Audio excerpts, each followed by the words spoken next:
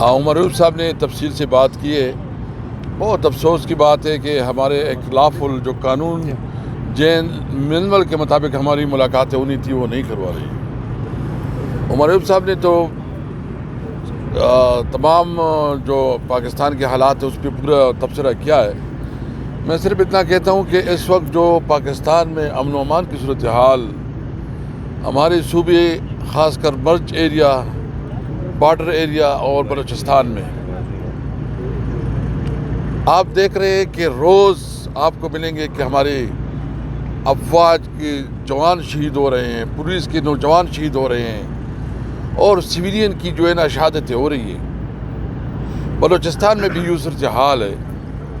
سب سے پہلے تو میں مطالبہ کرتا ہوں، ہم as a P T I مطالبہ کرتے ہیں کہ بلوچستان اور خیبر پختونخوا اور جو خاص کر فاٹا ایریا میں جو مرج ایریا اس میں اس وقت جو صورتحال ہے اس معاملے میں پارلیمنٹ کو اعتماد میں لیا جائے. دیکھیں اس وقت تو جو ہمارے صوبے میں صورتحال ہے وہ کوئی لوکل مسائل کی وجہ سے نہیں ہے، وہ آپ کی افغان پالیسی کی وجہ سے. میں جو حالات ہے اس پر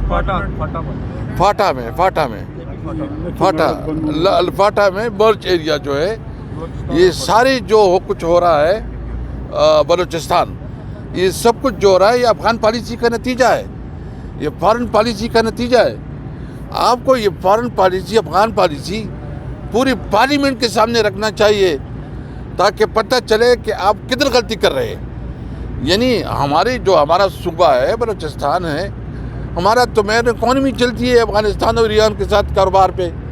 بلوچستان کا ایران کے ساتھ بھی زیادہ ہے اور افغانستان کے ساتھ بھی ہے، جبکہ ہمارا افغانستان کے ساتھ ہے. تو اس لیے ضرورت اس بات کی ہے کہ اس پالیسی کو دیکھا جائے کہ اس کے فائدہ ہو رہا ہے کہ نقصان ہو رہا ہے. جب اسپیکر صاحب نے ایک اسپیشل کمیٹی بنائی تھی اور جو ہمارا پاک افغان ٹرانزٹ ٹریڈ تھا اس پہ ہم نے جو اقدامات کی، جو سفارشات دی اور اس پہ عمل ہوا تو ہماری ایکسپورٹ یہ 400 ملین سے 1.7 بلین تک پہنچ گئے تھے. اور ہمارا ارادہ یہ تھا کہ ہم یہ ایکسپورٹ اس کو کم از کم 3 بلین تک لے کے جائیں گے، اور 3 billion central Asia countries, Russian state اس تک اپنا بزنس. اگر آپ وہاں ہمارا کاروبار بند ہو جاتا ہے تو ہمارے پاس آپشن کیا ہے؟ ہمارے لوگ تو پاکستان کی دیگر پنجاب یا سندھ کی مقابلہ نہیں کر سکتے کیونکہ وہ تو ایک جہاں مارکیٹ ہے وہ چھوٹا مارکیٹ ہے. آپ بڑے مارکیٹ سے دور، ہمارے پاس ویسے یہ راستہ ہے. اس لیے میں مطالبہ کرتا ہوں کہ افغانستان پالیسی کے معاملے میں تمام سیاسی پارٹیوں کو، پارلیمنٹ کو اور خاص کر جو خیبر پختونخوا کی جتنی پولیٹیکل پارٹیز ہے اس کو اعتماد میں لیا جائے. اس وقت جو صورتحال ہے انتہائی بے چینی ہے، بدامنی کی. یہ ایم این اے صاحب جو ہمارے صوبائی صدر ہے جنید اکبر صاحب خود بھی بات کریں گے، ابھی یہ خود کہہ رہے تھے کہ تقریباً ہمارے جتنے ایم این اے اس کو ٹیلی فون کالز آ رہی ہیں. تو جو نیشنل ایکشن پلان بنایا تھا اس پہ کتنا عمل درآمد ہوا اور کون ہے اس کو امپلیمنٹ کرنے کے لیے؟ آپ تو سیاسی مینیورنگ سے جو ہے نا فارغ نہیں ہو رہے ہیں. ایجنسیاں جو ہے نا وہ مینیج کرتی ہے کہ پی ٹی آئی کو کیسے جو ہے نا وہ زد و کوب کرے، اس کے خلاف کیسے مختلف سکینڈل بنائے، اس کو جو انڈر پریشر رکھے، اس کے خلاف کیسز بنائیں. جو اصل کام ہے وہ چھوڑ گئے ہیں.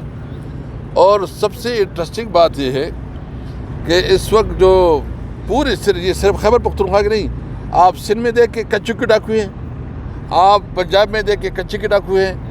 ان سے یہ ملک نہیں سنبھالا جا رہا. ان کے اندر جو ہے نا ایک فرعونیت اور ایک جعلی حکومت بیٹھی ہے. ہم نے تو آلریڈی ایک الائنس کی طرف ہم جا رہے ہیں. اب چارٹر آف ڈیموکریسی ایک نئی شکل میں ایک چارٹر ہم بنا رہے ہیں اور ہماری کوشش ہوگی کہ قومی ایجنڈے پہ ہم تمام اپوزیشن پارٹیوں کو اکٹھا کریں، کیونکہ اس وقت واحد حال یہ ہے کہ ملک میں ایک الیکشن ہو، ری الیکشن ہو اور ٹرانسپیرنٹ فیئر الیکشن ہو جس پہ تمام اسٹیک ہولڈر جو ہے نا اس کو اعتماد ہو. میں جنید اکبر خان جو ہے نا باقی بات کریں گے جو ہمارا صوبائی صدر ہے، لیکن میں صرف اتنا کہتا ہوں کہ ایک بات بالکل واضح ہے کہ اس قسم کے حرب سے جو اس وقت امریکہ کا تھینک یو آیا ہے تو شاید انہوں نے تو آج کل اس کی وہ بغلے جو ہے نا بجانا شروع گئے کہ ہمیں تو انڈورسمنٹ مل گئی ہے. یعنی آپ اپنے ملک کے ساورنٹی کے اوپر جو ہے نا اتنا خوش ہو رہے ہیں. آپ کے ساورنٹی کی بھی کچھ تقاضے ہیں, آپ کی عدالتیں ہیں, آپ کا نظام ہے. چاہیے کہ جو بھی ہو ہمارے ملک کی ساورنٹی جو ہے نا کمپرومائز ہو.